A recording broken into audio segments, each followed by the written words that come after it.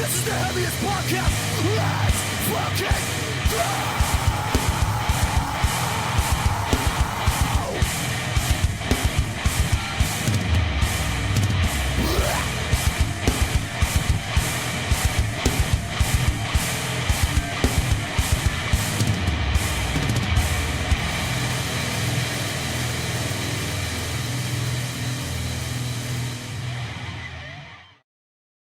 Yo, what the fuck is up? It's the Heavyist podcast, weekly worship of the altar of motherfucking radness. Yes. I'm here. My boy's here. He's got the hat on I bought for him because he's a fucking straight G. I love this fucking hat, man. I'm very proud to own it. It's one of the hats. It's like when you've got nice stuff, I tend to like not wear it because I don't want to ruin it. So, and then you realise I've had it 6 years and I've wore it 4 times. Well, this is exactly it. You end up wearing the same shitty old stuff all the time and thinking like, "I'm keeping everything," but at some point you just got to fucking wear it, and at some point you just got to put it on. And I don't know if you can see in the background, I got like a hat storage jobby that hangs off the door, so I can actually like see all my hats and pick them out now. So it's nice. That's very nice. Yeah. It's cool. For anybody that is not taking in the audio format, Gaerea is wearing a snapback that says Sunnyvale that we bought when we went to see the Trailer Park Boys live in London and had a great Sonny day. Gifted it to me. He went to the merch desk and came back and he's like, "This hat's too sick for you to not own, Gaerea, so I bought it for you." It was such a beautiful moment. I loved it. That's what. I don't know how I was that generous after like buying all them mental Brixton beers. It's because it's one of the Brixton, but it's like one of those places where you do those like triple pinters and you sit down, but they cost you like £8 a pint. Yeah, the monsters. Yeah, man, them fucking monster pints. But yeah, I don't know. I must have just caught you in a good mood. We were watching Trailer Park Boys. We'd all been boozing all day, so yeah, it was fucking great, man. Sorry, I'm just rubbing my shoulder. Yeah, I don't know. It looks like potential sex liquid on my shoulder, but I don't think it is. Yeah, you haven't even had a baby yet. You've already got baby puke on your shoulder. What's going on? Yeah, I could get away with that in a couple of months, but no. Oh yeah, it's a given. In a couple of months' time, it's a given. But until then, put on a clean t-shirt, Pikey. I know, and you're really missing out on all these visual cues and the things that we're talking about. If you're not watching the YouTube, like we've moved into a video format now, so the people that are listening to us, you could also look right at us if you would like. Come and look at us. You can have a look at Gary's. He's got a hat thing. You can sort of look at this tiny little photo that I've got and try and think in your mind what it might be, and visually stimulated is not the word. Like this shit's off the hook. Like and subscribe, people. Come on. Yes, do us a favour. There's a lot of you out there that listen to the podcast.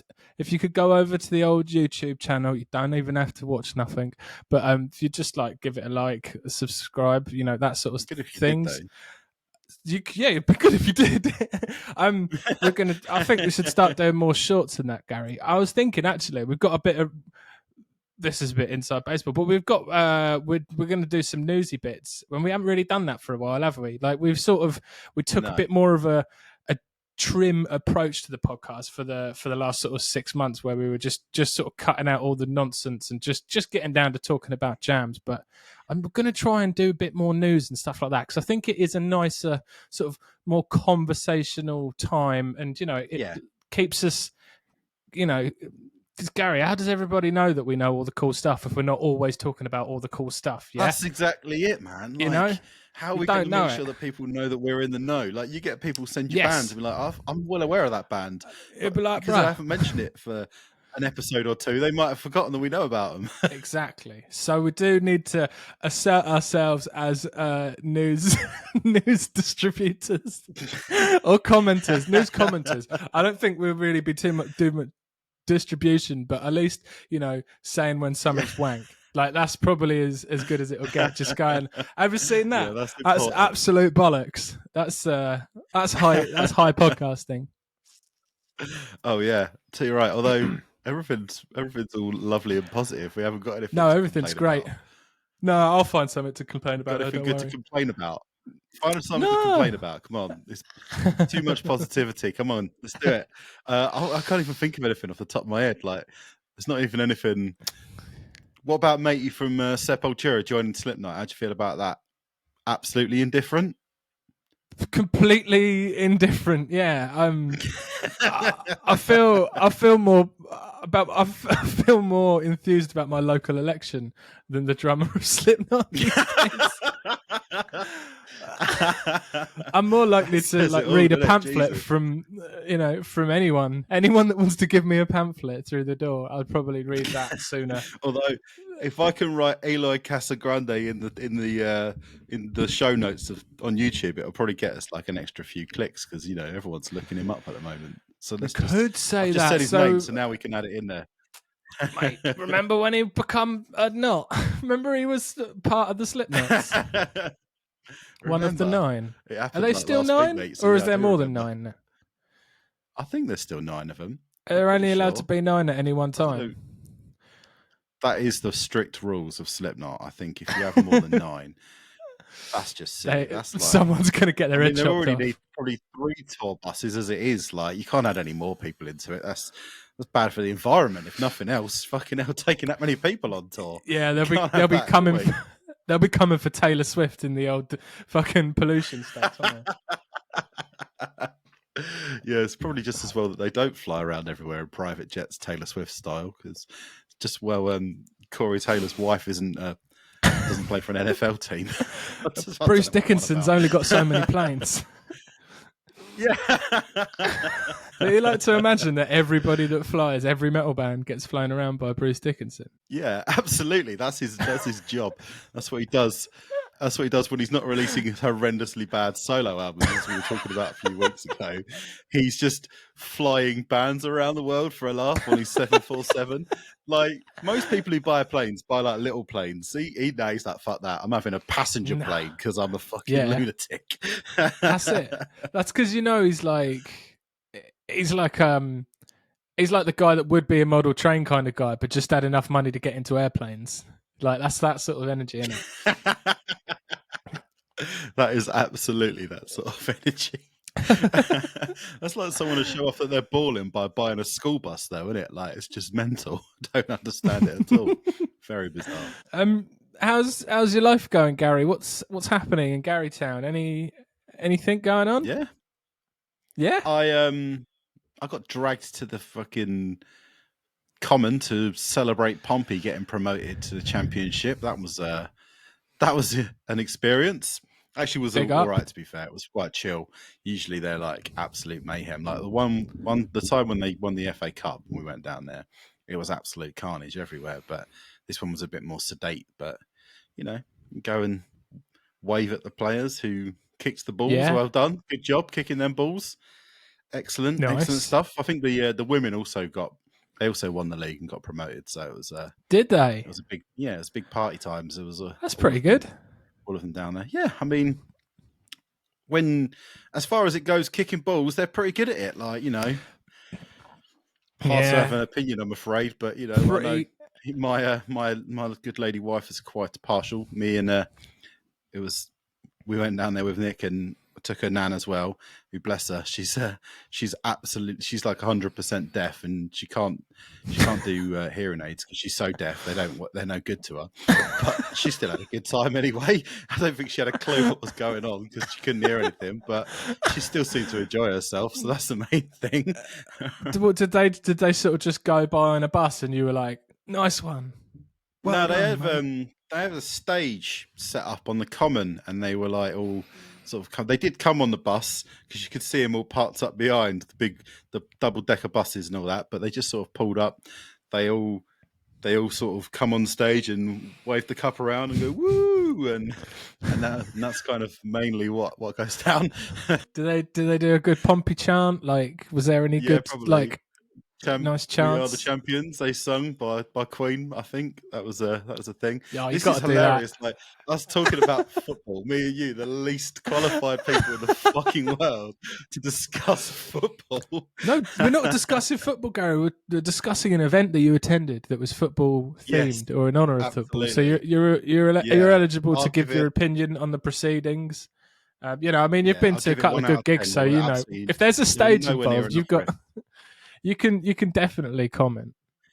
Yeah. Yeah, absolutely. There should have been more riffs. That's my comment. Or there should have been a riff. That's my comment. Yeah, there wasn't even one breakdown. Not a 0 single out of 10. one. It was disappointing. Absolutely disappointing. It could have been a great mosh pit on South Sea Common. What about you, man? How are you doing? What's going on with you? You having a good life? Good. Yes, my life's sort of filling up slowly with baby things. Obviously, Jolene's filling up with a baby thing, like ever so sort of more and more so. So that's been a very real sort of thing, just quite large now, you would say. And the pram turned up yesterday, put that together, and the crib and some other bits turned up today, and there's been a load of things purchased in the last sort of week or two. Hold up. It's much more real. Hold up. What? Crib? What country do you come from? Everyone calls it a crib. It's a cot. It's called a cot. We're English. Don't call it a crib. Do you know what? I reckon she's been calling it a crib. Do you know what? It's a cot, isn't it? It's like coming from Jolene. They call it a cot in this country, man. Don't call it Maybe a crib. they call it a crib in Northern Ireland. From the faucet. Maybe they call it a crib in Ireland. I'll have to get that sort of backed up by a few of our Irish brethren. Les, I would like you to yeah. Let's get some feedback on that one.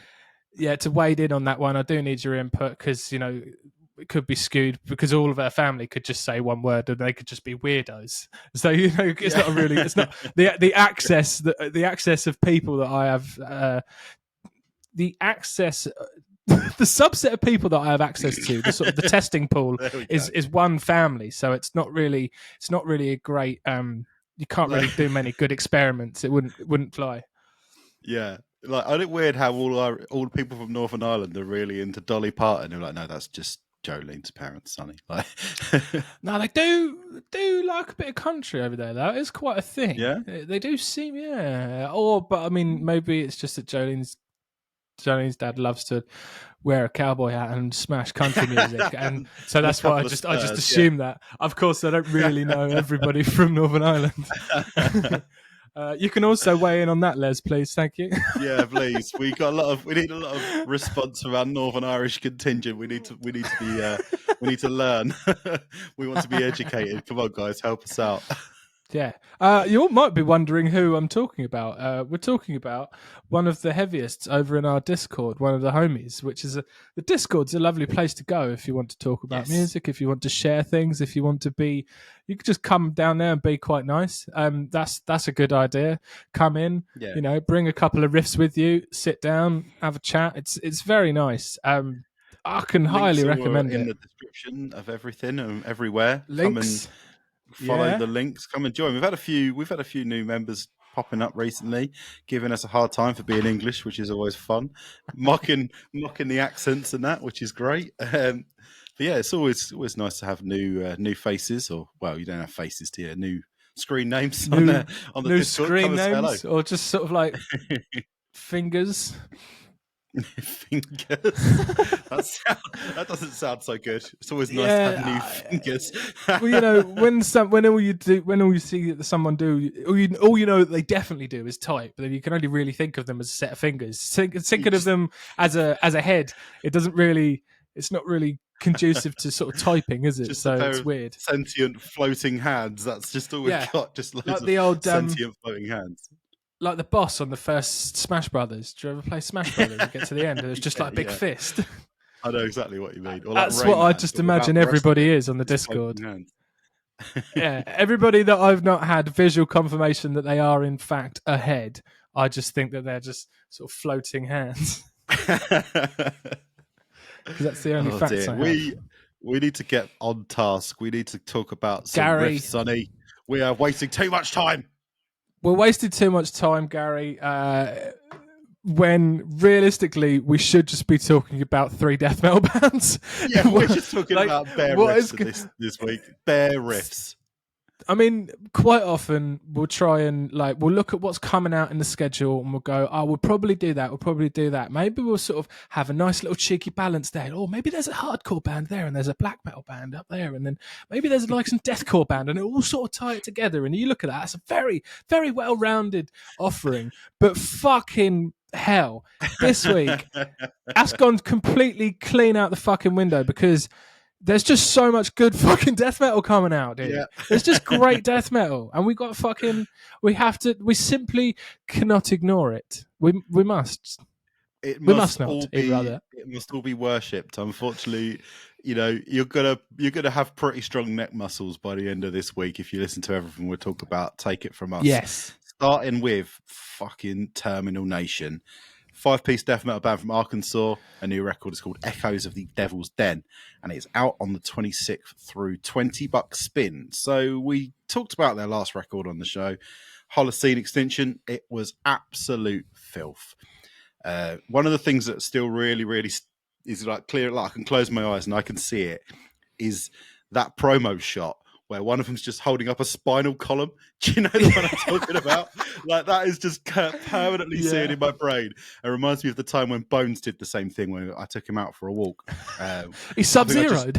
Yeah, he just turned up with a fucking spinal column hanging out of his gob, mate. It was incredible. And I just yeeted that fucker in the bushes and legged it because I was worried about what it was from or where it came from, and I didn't want to think about it, so I've done a bunk. But the thing I kind of remember most about that album, it was just absolute fucking chaos. It was like just pure fire and brimstone, riffs and rage. It was, as you have coined as a phrase many times before, a tornado full of hammers. That is probably the best way that you can describe that record. But the thing that maybe it was kind of potentially lacking in a kind of in hooks and like stuff you could really hang on to. And it feels like they've clearly taken that as like a really big thing going into this next record, because they have really like solidified coming up with really big, awesome hooks to make sure that you can hang on to in every song. It's kind of their USP. It might not be the most USP ever, but it's like it's creating these really hard death metal earworms. It's kind of really feels like it's become the modus operandi of Terminal Nation on this record. Do you agree? Yeah, man. There is takeaways from each record. It doesn't just sort of beat you up then run away. Like there's a lot of things that sort of stick in your mind, be it like massive sort of breakdowns or the fantastic features. Like, yeah, I do agree. Yeah, man. It feels like every album in the last few weeks has to come with a public service announcement. And the public service announcement with the Terminal Nation record is don't listen to it when it's windy, because if the wind changed, you're fucked because your face is going to be stuck like this for the rest of your life. Christ. This is just like every single riff on this album absolutely rips. Is that true? That's true, right? Literally every single riff on this record fucking rips. Is incredible. There's like the riffs got in my head for this record, like the same way that the fucking Frozen Soul record hit me. Like this has got I feel like if you're a fan of like Frozen Soul and Gatecreeper and like the sort of the death metal riffs that they're playing, like you're gonna absolutely get on board with this Terminal Nation record. It fucking rules. Yeah, man. Anthemic is the word, right? I think this is kind of airing a lot more on the side of hardcore, but it's still just as like anthemic as your Gatecreepers or your Frozen Souls, or even like sort of the most recent Undeath record. Or it's not that recent now; it's a couple of years ago, isn't it? But like it's really focusing and honing in on making like big anthems and being as stompy as fuck. Like honestly, this record, mate. This record could compete in the Physical 100, right? It's one of the fucking henchiest things I've ever listened to. Like, honestly, I think this band, they've just been drinking nothing but protein shakes since their last album. And I heard that a sprinter got done for using performance-enhancing drugs when they went through his Spotify playlist and found Terminal Nation songs in there, mate. That's the world we're living in, because this thing is absolutely mean. It is mean. Like I hear a lot of like Zibalba kind of influence on it. It's got that like that level of evil and like that sort of extra sinister kind of edge over those really big, thick, chunky riffs. Yeah, man. There has been a real sort of upturn in just pure fucking scorn. Like some of the vocals on this, like, because they'll sort of go from like these like lows into the highs, and the highs are almost like spluttered out like a warrior leaking blood and spewing their organs out, like the last sort of dying utterances of like a wounded soldier on a battlefield is fucking stabbed all over the place. You're like, you fucking cunt! Yeah. It's fucking brilliant. It's great. There's so much cool shit. Like, it's a real sort of, there's death metal battering rams. I love how, like, there's even on this record there's Embers of Humanity. That fucking rules. It's like a real sort of golden age sort of Metallica style interlude, this like really cool solo. Absolutely. Like, which is a really cool use of an interlude. Like, really, it's awesome. It shows like a bit more well-rounded than like sometimes you'll just get like, and don't get me wrong, like on the Frozen Soul record where it's just like someone just gets stabbed in loads, like that's also fantastic. But this like application of like actually like cool metal into like an interlude is really, really sick. There's there's moments of like black metal in like Immolation of Mother Earth. There's like a bit of synths coming in. It's fucking, it's got everything. Song. That little black metal tilt like in that song was fucking cheeky, wasn't it? I really liked it. And then there's that like that triplet in the middle of the riff, like this really, it's like an age-old trick, but it just works so fucking well, and I love it. And how much longer do I have to wait before I'm allowed to talk about how fucking brilliant No Reform is? Oh, dude, that song is so fucking hard. So fucking good, mate. That is, they fucking hate cops. The best track on this record. They hate them. They really whether you hate them or not. Live. What a breakdown! What a fucking magnificent breakdown. Whether you hate them or not, you're going to listen to this track, and it's going to make you want to at least give one a little kick. Like, at least. It's fucking awesome. That's what I like. What I think makes this band, what makes Terminal Nation stand out against other bands, is that like the darkness in this record, it isn't like sort of unfathomable concepts. You know, it's not like it's not just these fathomless atrocities committed by some warlord from a different universe. Like everything is sort of rooted in mankind. The darkness of like mankind is what's on display here, and you know that kind of hits harder. It's like that sort of Black Mirror to everything, and it's more realistic, you know. Yeah, absolutely, dude. You know, like I can watch things like, I sort of liken it to where like I can watch like the goriest, or like will actively seek out the goriest, most horrible, like hardest, like ridiculously brilliantly gnarly horror films, right? I will actively seek them out, but then like I can't really watch like 24 hours in A&E when there's like an old man dying. Like, I feel like I'll just get too sad. Like there's these things, they just hit different when it's real. Absolutely, mate. That's so true. That's something I didn't even really think about. But one of the songs that really I think is really fucking wicked is "Merchants of Bloodshed," which is it's the one with Jesse from Killswitch on it. And there's that lyric that comes in with a killing from an office chair, and it's like, I guess it's kind of about like corporations and stuff, and like stuff like that, and little things of just, you know, all I have is hate from Empire of Decay. Like all these little things that are like you're saying, like real life, like street level type shit, rather than monsters and like hellscapes. And it's nothing like that. It's like, I mean, you look at the front cover and you'd assume that there would be that sort of like, you think that's actually what it is. Go into it.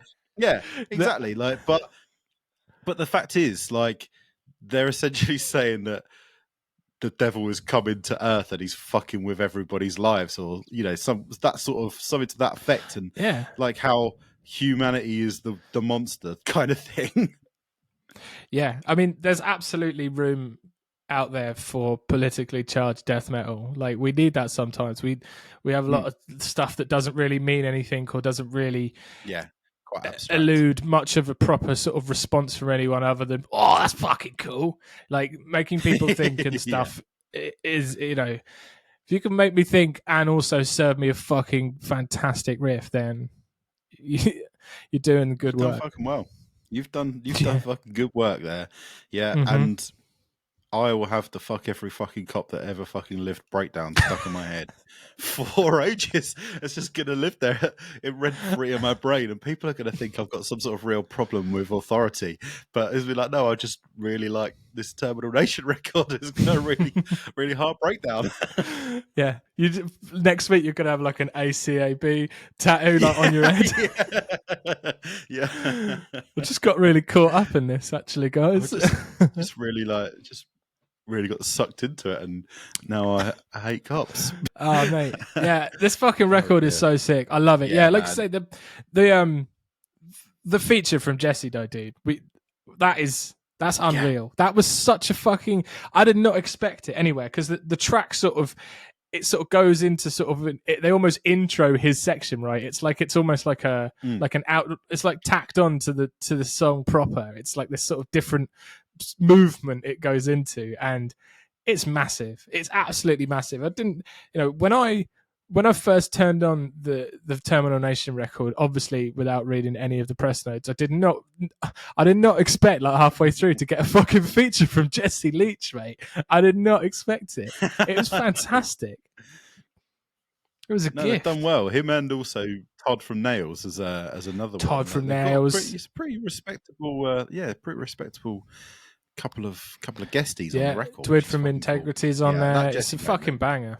Yeah, man. It's that like melodic moment that they kind of chuck in there with Jesse from Killswitch, that it just kind of helps keep the record interesting and helps keep you like engaged with it, because there's new things kind of being introduced here and there to stop it from just kind of, for your eyes just kind of blurring and you losing, just kind of staring into the middle distance almost. Like it's very well put together, but it's always focused on just making sure that mosh pit's fucking firing on all cylinders, Absolutely banging record, mate. Well good. Yeah. Well good. Absolutely love it. Fucking fantastic record.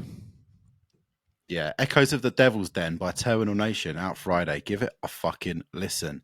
Should we talk about some more next up deathened up black and hardcore shit? Yeah, let's do it. Let's go. So Cruel. They're a 4-piece death metal band from Stockholm in Sweden. Their new record is called Altars of Disgust. I mean, we don't even need to review it now. You've heard the album's called Altars of Disgust. That'll do. You know it fucking rips. And it's released on Transcendent Obscurity. Yeah, that's it. We're done. We can move on to the note. We're coming out on Friday the 26th through Transcendent Obscurity. Absolutely fucking brilliant. Like, what an monster! What another monster of an album. Like, everybody in Heavy Sphere loves Entombed, right? We all love Entombed. We all miss the good old days, around the 2010s, when you got Trap Them, Black Breath, Young and in the Way before Matey turned out to be a fucking wrong un. All of that, like that, like was he a nonce? I think he might have been a nonce. Yeah. But there was that golden age where someone must have found a box of HM2 pedals in the cupboard that they'd forgotten that they had, and they put them all on eBay. Put them all on eBay for a good price. Massive run of incredible bands just came flying out the woodwork, and we all long for that time. Like, some of the best bands from that scene, Trap Them and Black Breath, don't exist anymore, and so it's always nice when you get a band like Cruel come around and just fucking destroy you with like Swedish blackened hardcore. Like, happy fucking days. This is one of the fucking sickest examples of this sound that I've heard. It might be the sickest example of this sound I've heard since the first Fume in Mouth record, possibly. I think this album is absolutely fucking awesome. It's just, there's no Nine Inch Nails wannabe industrial bullshit. There's no frills. There's no melodic choruses. There's none of that mucking about. It's just driving you through the fucking skull with a razor sharp guitar tone, relentless drumming that just fucking clatters you, but then they can tempo shift on a dime and it always works and it always feels fucking awesome when it happens. Like, they just go straight for the jugular. They come down the left-hand path straight into your fucking neck. And I absolutely fucking love it, mate. This album is class. It's fucking sick.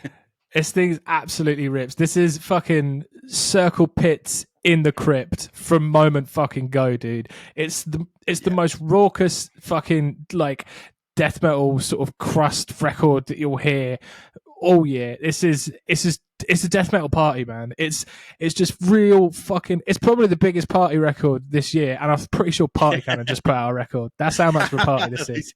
This is how much of a party this is.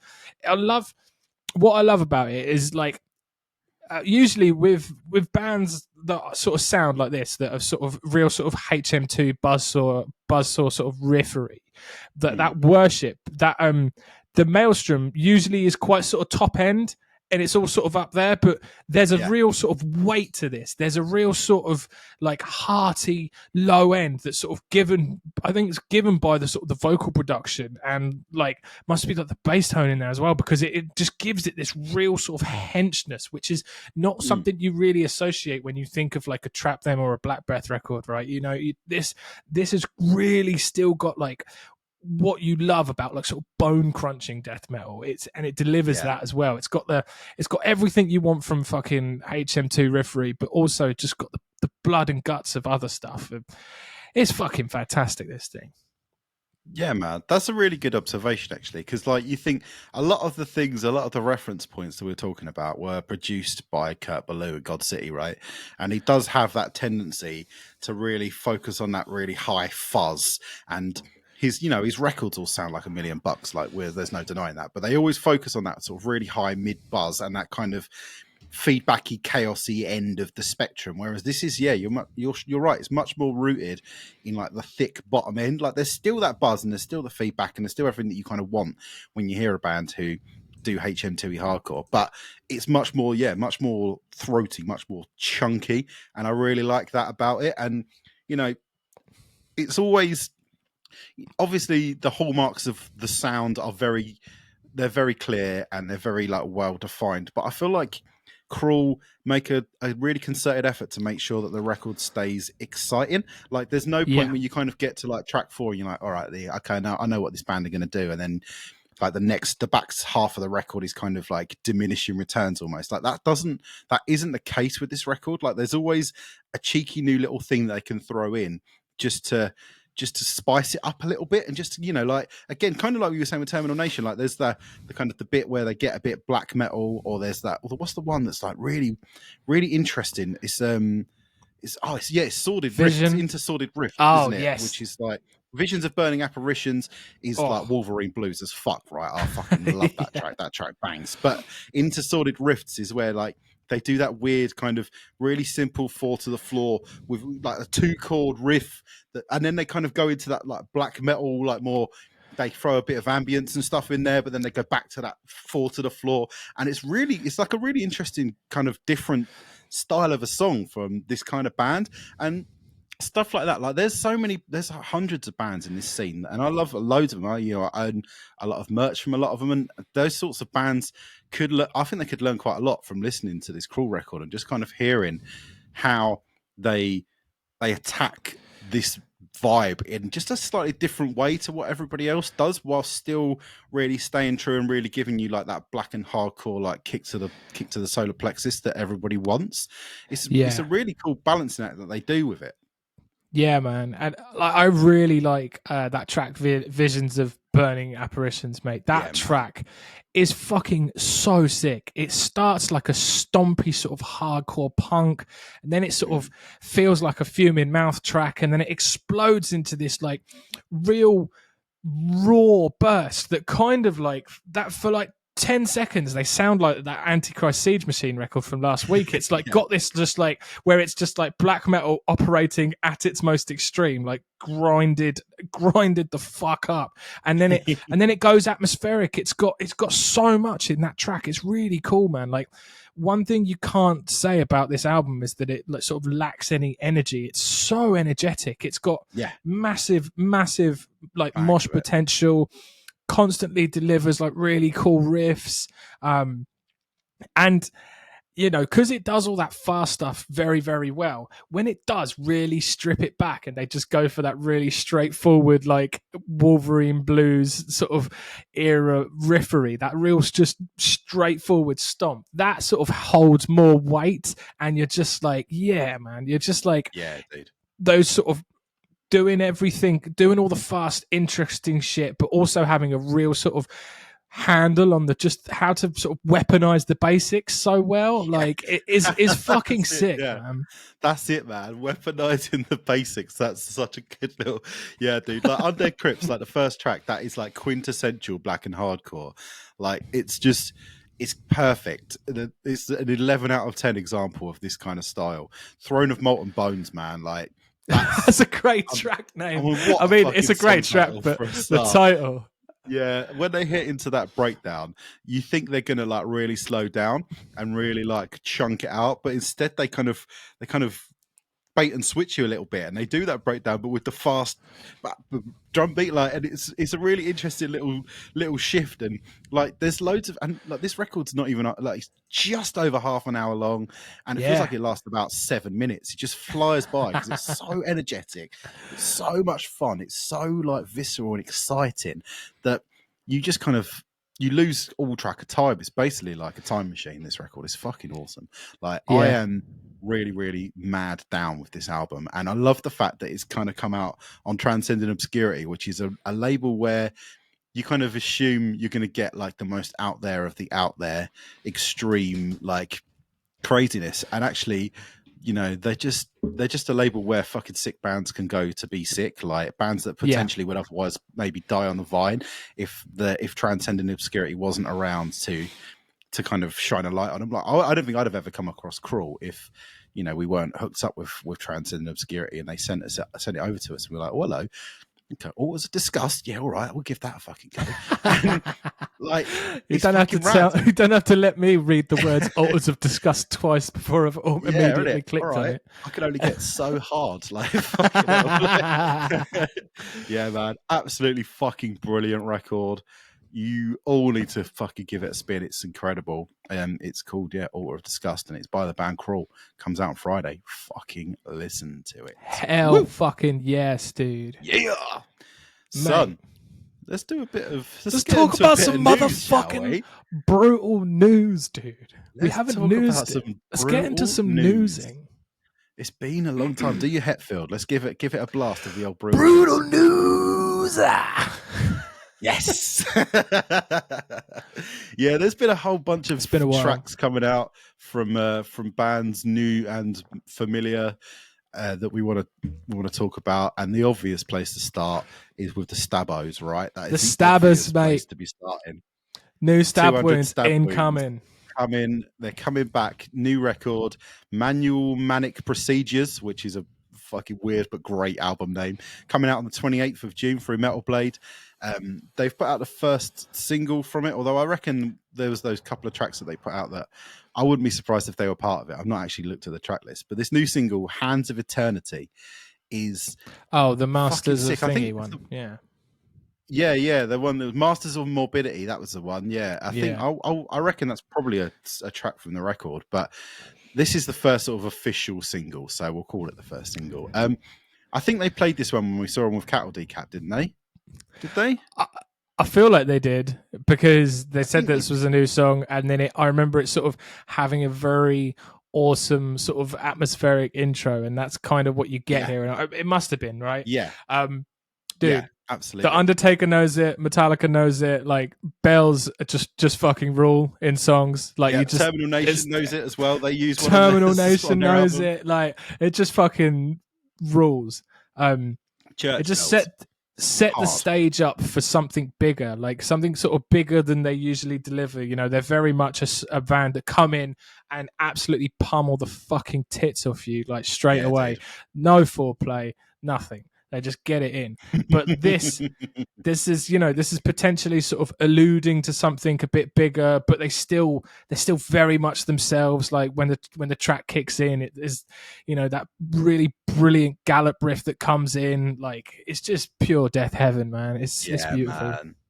Yeah, you're right. It's like it has quite a different vibe to anything off of Slave to the Scalpel, but it still has like the hallmarks of what make 200 Stab Wounds a great band. That like low guttural barked vocal, the kind of way that they have these weird loop points in their riffs where it feels like it should be like 4 bars, but it's 7 or something. Like they do these kind of weird little things, these little like off-key tricks, but it's still got all of that. But then also, you're right, it's a bit more, maybe a bit more progressive potentially. It has kind of like the vibe of almost like a Metallica epic, you know, when they give you a really nice long, like drawn out, almost like Black Album type shit, right? I'm not imagining that, am I?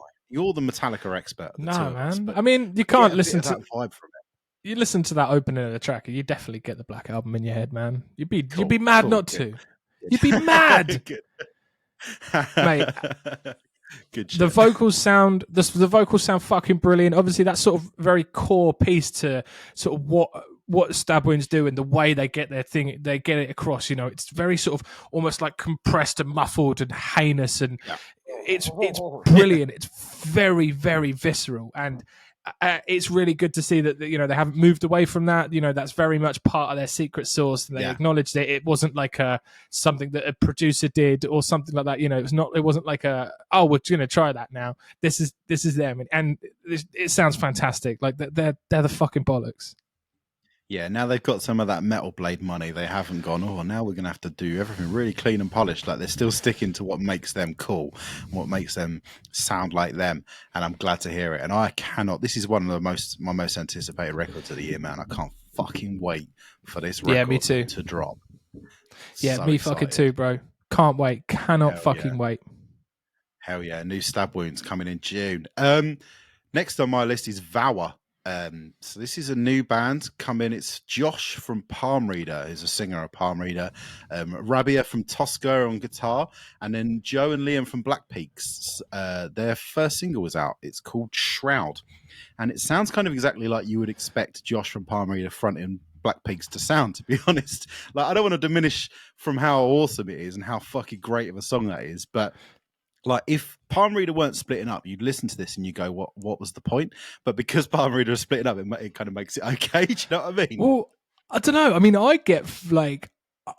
feel like it sounds like Sleep Token for people that like heavy music. Like, I feel like they've gone.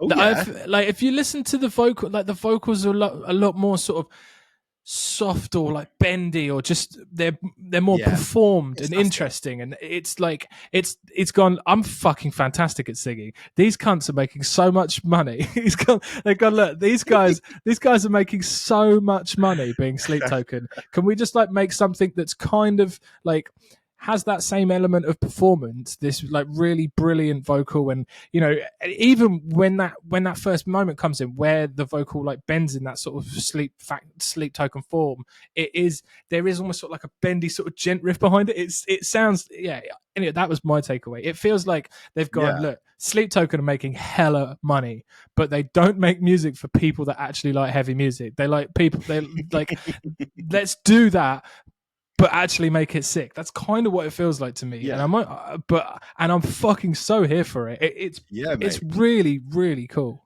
Yeah, this song is bloody brilliant. The big topic of discussion in the Discord though was how the band name kind of sucks.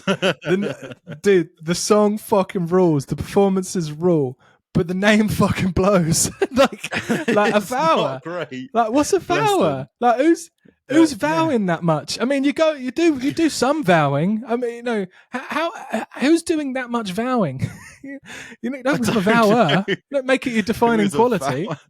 Yeah, I mean, as was raised in the Discord, it's better to have a shit name and be a sick band than the other way around. So I can give them that. But you're right, it is a bit of a clumsy band name, but a fucking banger of a tune. So I'll let them off, and I'm looking forward to hearing more shit from these guys. Yeah, mate, really, really keen. Like, it's a fucking great song. It's really cool, really interesting, technical. It's got like really beautiful parts. Like, I'm so down, dude. Yeah, mate, really fucking lovely, really great melodic chops. Yeah, bloody brilliant. Where should we go next? Gaerea? Let's go to Gaerea. Gaerea, mate. Yeah. Gaerea are fucking back. World Ablaze is the new single. I can't I can't stop listening to this track, mate. I'm so interested. Sick in it. I'm so interested on what they're up to here. Like they're, this is a band that usually put out a single and it's 8 minutes, right? That like classically it always is. Most of their songs are massive, and Yeah. like it's like, oh, have you heard that new Gaerea song? Have you got 7 minutes? like no, like this is a brilliant display of what you can conjure if you just fucking go for it straight away. It just opens and goes, it just hits fucking 10 straight away. There's no build up, it just goes in. And like I'm really keen to see if this is sort of a directive for their album, like for the larger album. Like are they sort of trying to make black metal more accessible, I guess, for lack of a better word, like purely in like, oh, you haven't always got time to sit down and have a roast dinner, have you, Gary? But you can have a packet of crisps anytime. Like you can have a packet of crisps on the way to work. Crisps are always on the go. Yeah, exactly. Like not everyone's got 10 minutes like for a track for people to get in. Sometimes I'm like late to a Teams call and they go, Sonny, where are you going? This is a really important meeting. And I go, I'm very sorry. I've been stuck listening to a 13-minute avant-garde black metal song because I needed to. Like sometimes you just got to live your life. And I think Gaerea are appreciating that. And they're going, right, let's do what we do in a confined space. And yeah, dude. And it's fucking brilliant. I'll tell you what, right? Is it just me or is this song bare melodic hardcore? Mate, I think it kind of is. You're right. It's got loads of that in there. There's fucking D. You didn't think you'd get a fucking D beat in fucking Gaerea song, did you? Absolutely not. Like this kind of really, really brings me back to that period of time when like melodic hardcore was having that massive boom, which is kind of off the back of, I don't know, like Defeater were the main one that kind of spring to my mind, when there was loads of these like Landscapes and all these kind of bands where they were just taking hardcore and making it epic. And there's like a big, I know it's only a 3.5 minute song, like you said, but honestly, like the first sort of 2 minutes basically feel like a melodic hardcore song. Then when they switch up into the blast beat and you're like, oh, okay, this is like the Gaerea I'm kind of used to. I kind of understand a bit more. But I really like that playing around with tempo and with feel and with vibe, like rather than just kind of going because they're fucking sick of that. Like, and absolutely, like their last record, they're amazing live. Their last record was awesome. They're sick at it, but like it's really cool to hear them giving some other stuff like a bit of an air in and trying to something a bit different. Like it's really cool. I'm really looking forward. We're obviously going to see them at the end of the month, right? Because they're playing Fortress. Yeah. I'm really looking forward to seeing them again. I think it's going to be great. They were absolutely brilliant at Bloodstock, and I think the vibe is going to be a bit different because it's going to be like indoors, and I'm really keen on it. I'm really looking forward to it. Yeah, man, it's a cracking song. I really can't wait to hear what the rest of the album's like. They fucking rule. Yeah, there's no announcement yet of an album. This is just at the moment a kind of a standalone, but I can't see that being the case. They're not a band who would write standalone singles, are they? That's just not their vibe at all. Nah, mate. They open the old Void up. They have a good old look. That's what they get up to. They're not in the Void. They can't just have a rummage in the Void. You go there on holiday. You go there. You've got to move in. You go there for a steak for a good 6 months. A sabbatical in the Void. You've got to. Little day trip round the crunch. It's done happen. It doesn't happen. Right, this next one is something I'm really fucking excited about. It's the return of the Great American Ghost. Yes. We love this band on the show. We've bigged them up. We've talked about them loads, been to see them a couple of times. They're fucking fantastic. They've put out a new single. It's to celebrate them signing to Sharp Tone Records. The single's called Hymn of Decay. There's no album announcement that goes with it, but they've definitely recorded one because they've been banging on about it loads on social. So it exists. They've gone back to Graphic Nature. They recorded with Big Willie P, and you just know for a fact that this next Gag album is going to bang because Gag fucking bang. The single, it's weird because usually, like if you kind of look back, Torture World, which is the first single that they released off of Torture World, Prison of Hate, which is the first single they released off of Power Through Terror, both absolute instantaneous bangers that just hit you straight in the face within seconds. This one took a little bit longer to kind of evolve and kind of grow on me a bit, which honestly is actually a good thing. I think, like, in first listen, I was a bit like, okay, but like after I've listened to it 3, 4, 5 times, I'm fucking hella into this track, man. It's really, really sick. There's a fucking wicked chorus on it. Like, I love the way the Ethan's like melodic style, where it's just pure, harsh, shrill register, but he just manages to make a really, really catchy hook out of it. And of course, there's about 12 fucking absolutely savage breakdowns in it, because that's something they're very, very fucking good at. And like, you always kind of refer to this band as sort of like Fit for an Autopsy Junior, and I see that, but they're kind of like hardcore Fit for an Autopsy, and I absolutely am here for it. I don't know if Jose, the drummer of Fit for an Autopsy, is still, because he was a drummer. He recorded drums on the last record, didn't he? And he might have even done it on the EP. I can't remember, but I don't know if they've now got their own full-time drummer. But either way, I am so fucking up for a new Gag record. I can't wait. Yeah, they're just a fucking really sick band that do all the things that you want a band to do, that you really enjoy. Like you know. I know we love death metal. I know we love it. Look, I love black metal, but who doesn't love a nice little chorus? Something for you to remember, something you sing along to. Nothing wrong with it. There's nothing wrong with it. And they do it all. They have all these sort of hallmarks of a bigger band. Like, and I guess when I say that they're like Fit for an Autopsy Junior, I mean that just from the purest point of absolute love, where I think absolutely they do everything a really interesting heavy band should do, and they can sort of distill it down into like these like hardcore tracks that come across in like 3 minutes. Like they're ticking all the fucking boxes, but they're still keeping it sick, still keeping fucking sick breakdowns, sick fucking mosh moments. Like they've just got the secret sauce, brother. They just do. They just do. They might be the most underrated band in the metalcore scene. I think that could potentially be true. I think I might have said that about Boundaries too, but I think it might actually be Gag. I think Great American Ghost might be more underrated than Boundaries, and I think that's criminal. Yeah, I back it, brother. I know you fucking can't wait. That's because you're fucking cool. Yeah. Hymn of Decay by Great American Ghost, out now. Stay tuned. We will definitely be talking about this album when it eventually becomes a thing that we can listen to. Last on the list, Monument to Misanthropy. Loving on the old Transcendent Obscurity today. Absolutely loving on them. And here's another We can't keep away. Can't keep away from the boys. That label know what they're doing, and this is cool. We're specifically going to talk about A Nice Beheading for Mum, or MOM, which is Monument to Misanthropy. There's 3 singles from an album that I can't find any news about when it comes out.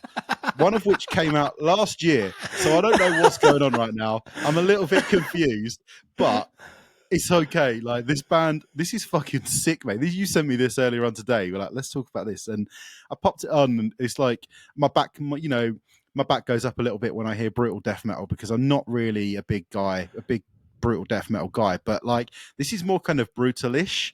Like, I wouldn't be scared off by the brutal tag, because this is much more like palatable than most of that kind of stuff ends up being, while still having 100%. all of the best aspects of brutal, like the more sort of slammy, like chunky stuff.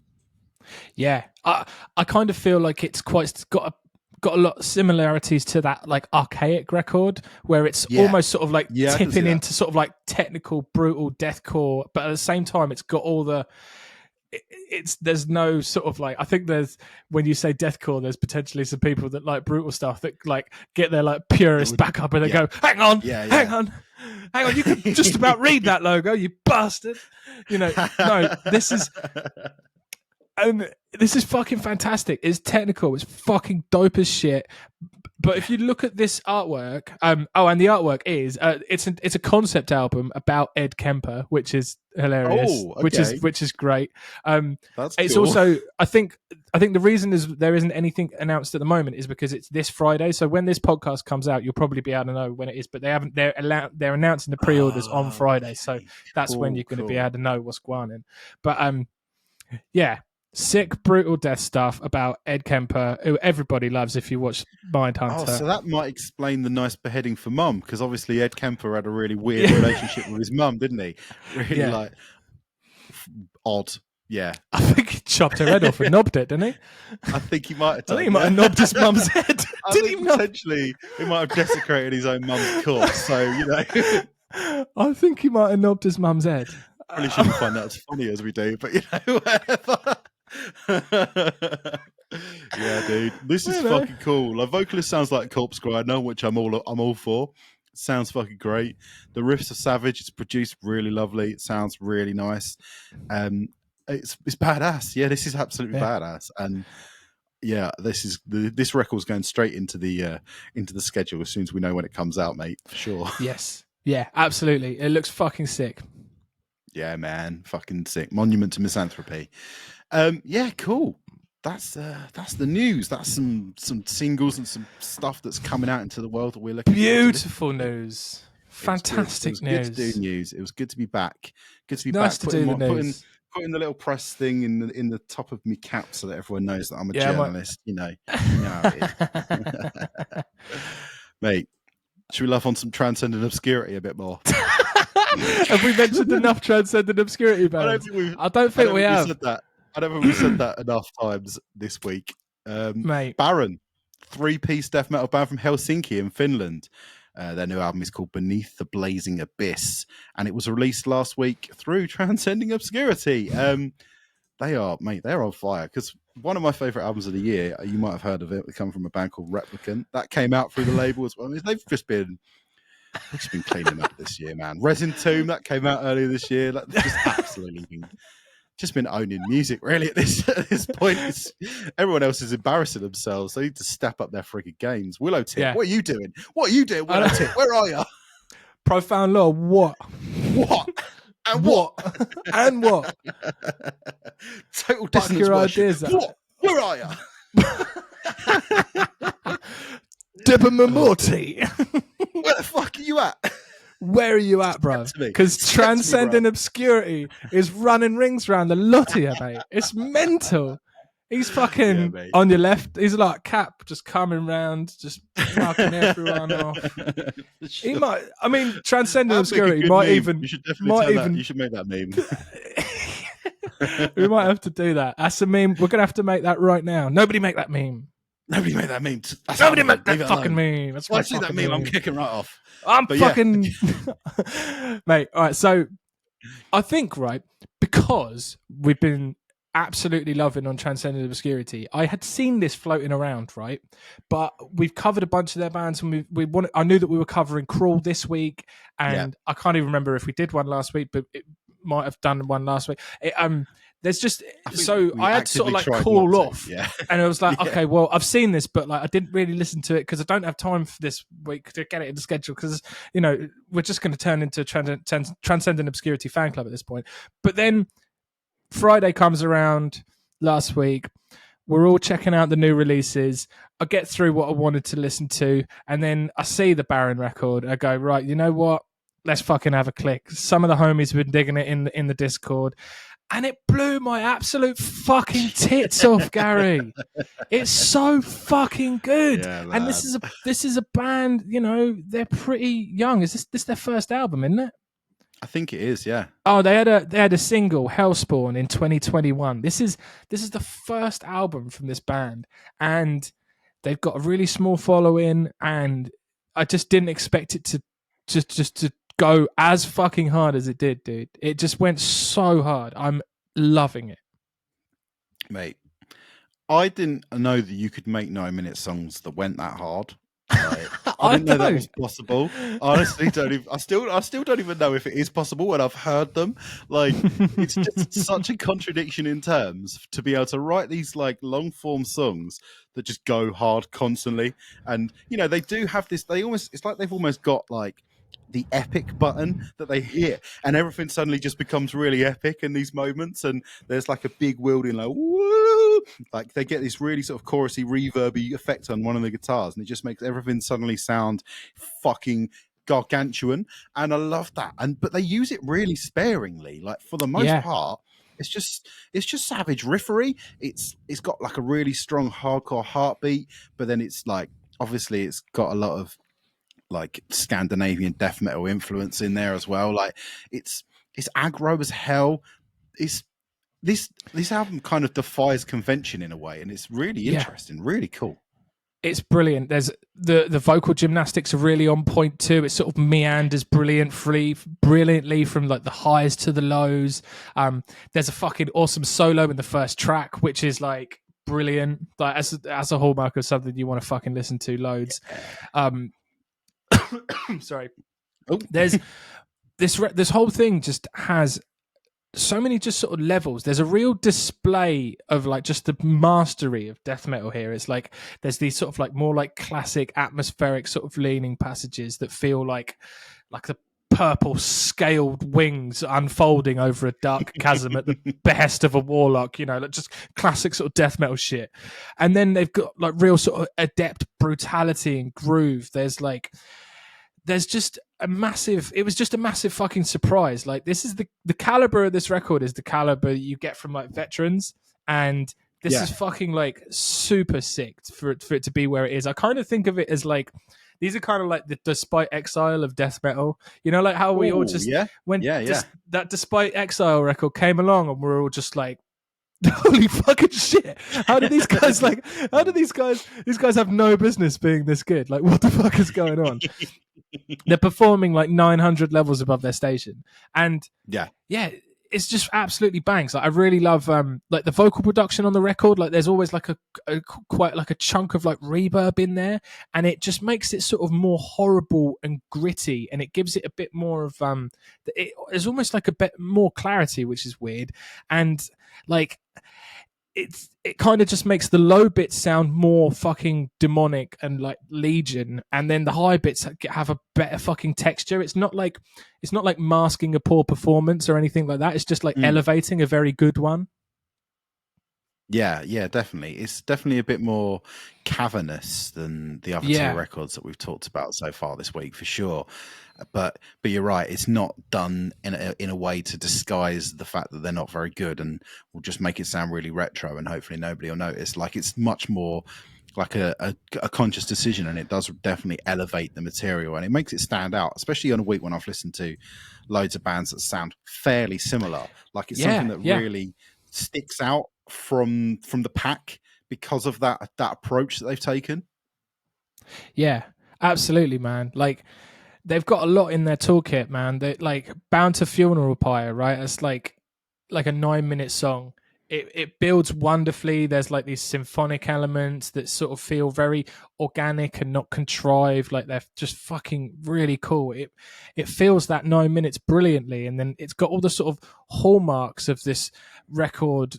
Like all the hallmarks of the record are prevalent in that 9-minute song, but then it builds into this almost like death doom crescendo, which is fucking so cool. Like they're sort of applying these different genres so brilliantly here, and it's fantastic. I tell you what, the only thing that you can say about this record is that like that last track's kind of pointless, and you could probably do without it. Like the 4-minute sort of just, it could easily not be there. That's literally the only negative thing you could say about this fucking record, man. It's fantastic. Yeah, I don't know. Maybe they were worried that the track lengths, they didn't have enough tracks on the record, so that we'll better put an extra one in there. But you're right, it didn't really add. But by that point, you didn't need them to add anything because they kind of satisfied you perfectly and giving you everything that you needed. And you're right, like they do dabble a bit in that kind of death doom atmosphere, but like again, quite sparingly. But you know, they kind of smatter it around in a few songs, but it doesn't become like, oh, we better chuck in a full Death Doom track. Like that's not a vibe that they ever go with. And I'm really keen, and I think this album's really fucking sick, mate. And I also really like the artwork. It's just some the artwork's so cool. I'm not entirely sure what it is, but it looks fucking just some geezer on fire. It's fucking Wellard. Some geezer's on fire. Someone's in front of him, like dangling something. Might be a severed head. It's very cool. Possibly. Yeah. The logo's great. I love the logo. The artwork's great. Everything's great about this fucking record, man. This is absolutely a band that we should just be watching and like seeing what they do next, because I think it's like I say, it's far above their station. It's a fucking ripper.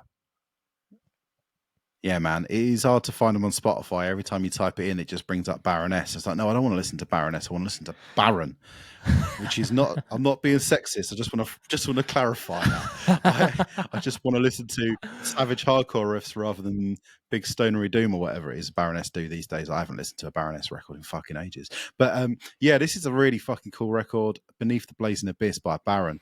Came out last week. You might have already listened to it, but if you haven't, go back and check it out. They've got about 700 odd monthly listeners on Spotify, which is criminal. You need to, we need to crank them numbers up, guys. We need to crank them numbers up. Crank it. Crank that shit. Right, mate. We're not done. We are not done. We still have an EP to chat about. The band are called Scorched Mind. They're a 4-piece death metal, black and hardcore band featuring Mike from Mind Power on guitar, James and Jake from Sleep Sculpture. That's your fault talking about Sleep Token. James and Jake from Sleep Sculptor on drums and vocals, respectively, and then Jim from Machine Arms on bass. So they're a bit of a super group. They're very new project. This is their first EP, self-titled, hot off the presses. It was released today, I believe, independently, and it absolutely fucking bangs.